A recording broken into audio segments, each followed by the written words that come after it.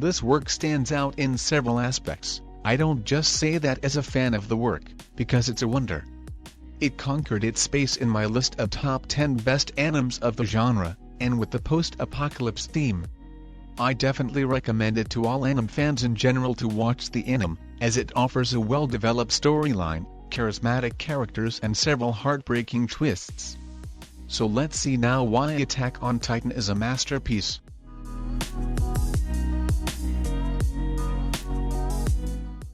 Guys, I'm starting my journey on YouTube, an otaku who wants to pass on his experiences. I'll be bringing videos weekly about the best anime for you, so subscribe to the channel and click on the bell to make sure you don't miss any videos. Your subscription means too much help to bring the best content.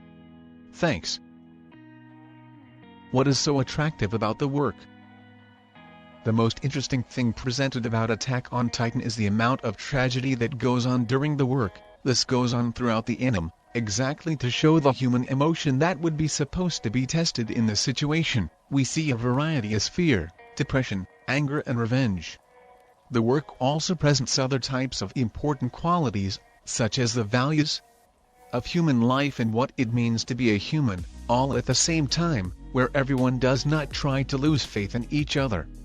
There are several cases in the course of which the person loses faith in continuing his struggle and his conviction seems lost, but then something extraordinary happens. Another positive point for the work is its unusual and exclusive history.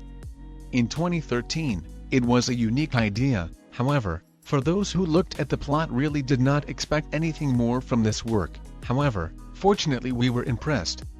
The plot is very well developed and presented dynamically, without a slow development, and with each episode a greater expectation for the next one is created. The plot is captivating, it keeps you stuck in the anime and wanting to unravel the mysteries placed over all Attack on Titan. A totally cruel and new world is presented to us in SNK, and it really brings several reflections about our humanity itself, messing with our rational and emotional. Much more than just a war for survival, the work succeeds in passing on the image of fear and that this fear must always be faced in any way. In addition to this factor, Attack on Titan has a unique element that awakens in our people different emotions in each past episode. Metaphor of the losers. We know from our school classes that, in fact, the winners write the story. Our historical perspective on war comes from who was considered the winner, or who had the greatest influence and power.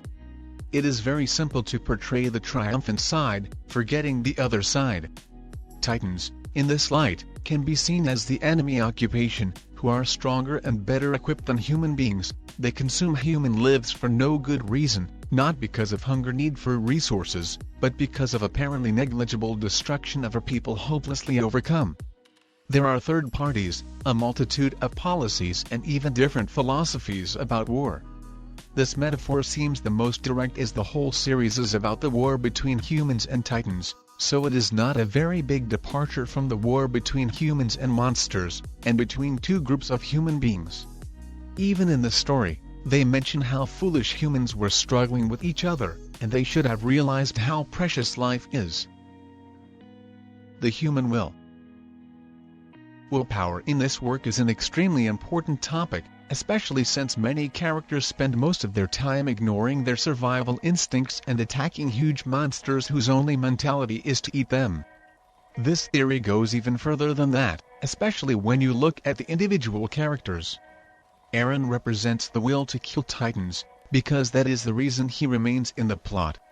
His will is destructive and beneficial to society, the warrior's will.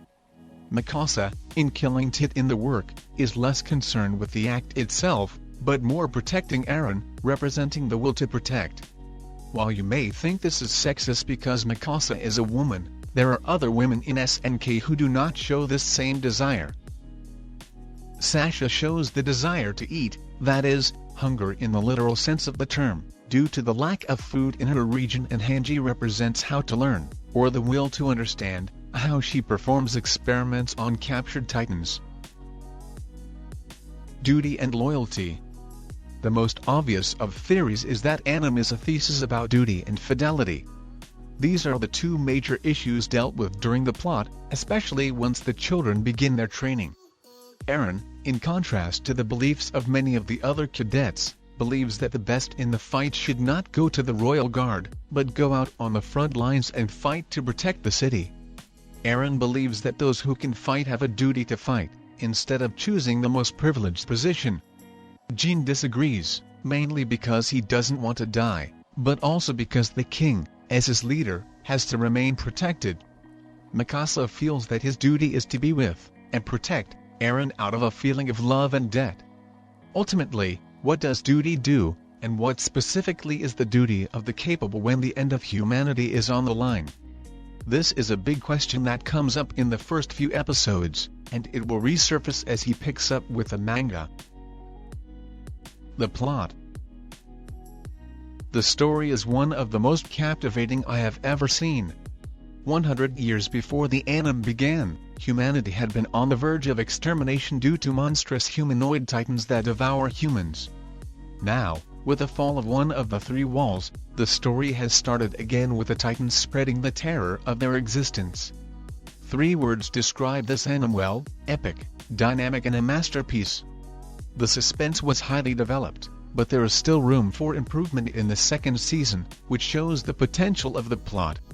The anime not only includes epic fights, but also a lot of dialogue, so I feel sorry for anyone who is going to watch just for the action. There are many hilarious scenes, as well as sad and tragic ones. SNK runs away a lot from many cliques presented in other plots, because it is not as if you have already seen something similar or could predict what will happen. Of course, I may be exaggerating in some ways, but the anime definitely addresses themes in ways that no other has ever done, so it becomes a masterpiece.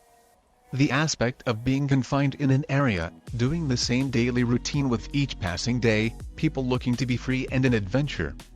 Another type of embedded theme is the life cycle. Human beings are treated like animals, stolen from their families, murdered and devoured. Another interesting thing is the fact that they fight fire with fire, because humanity wants to eliminate the titans, but they use them to make this possible. Everything seems to flow in a very natural way, both the development of the story and events and the characters, because you will not see someone evolving out of nowhere, quite the contrary, they become stronger based on their fears.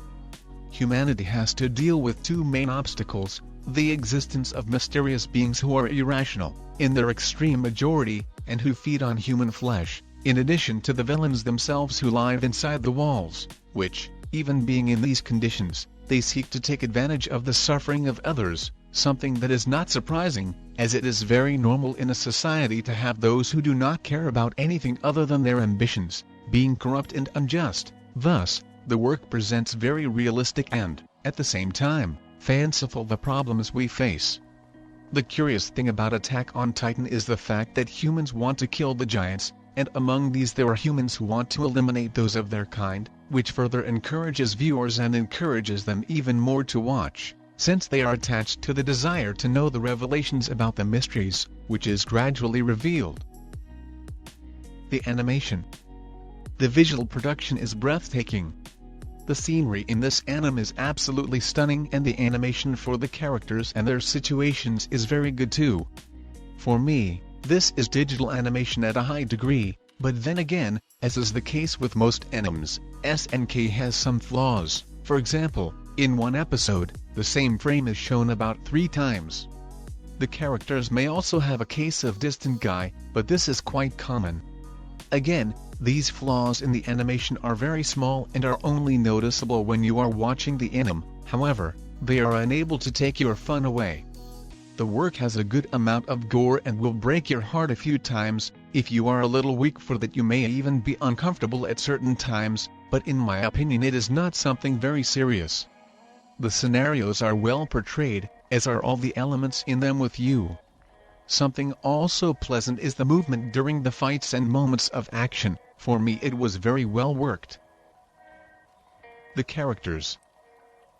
I consider the characters very original and unique. They all have different characteristics, they are totally different, but they still have something in common, such as fear and the desire to live. Their traits are well worked in animation, and I believe that the physical aspects fall perfectly in the purpose of the anime, the terror, since they have big eyes, which makes it easier to pass the emotions felt by the characters in each moment, especially those of panic. Each one contains its qualities and defects, but they work on it each episode, evolving and learning gradually and in a very fluid way, being able to perfectly follow the development of each one. Something curious is the fact of not having that click protagonism, which already makes you wonder what will happen, because the protagonist is very different from what we normally see, to be an ordinary boy, who lets himself be overcome by fear sometimes and has weaknesses, but it is filled with determination to proceed, not with protagonism, as it is a gradual process. Not only is he approached in a good way, as well as many others, he always receives the right prominence, even those who are not part of the main cast. The soundtrack.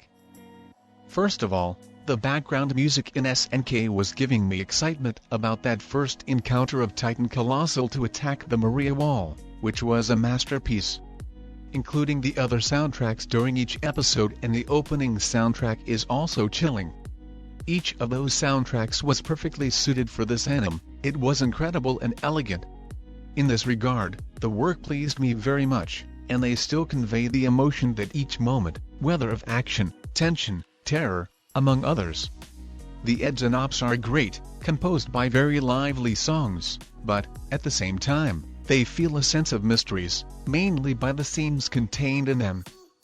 If you got here, it is because you liked Shingeki no Kyojin, so let your likes down there to help with the feedback and encourage me to always bring new videos. You can also comment on anything you can do to improve the dynamics of the videos. Your opinion is very important. Thank you. See you in the next video, agreed? See you.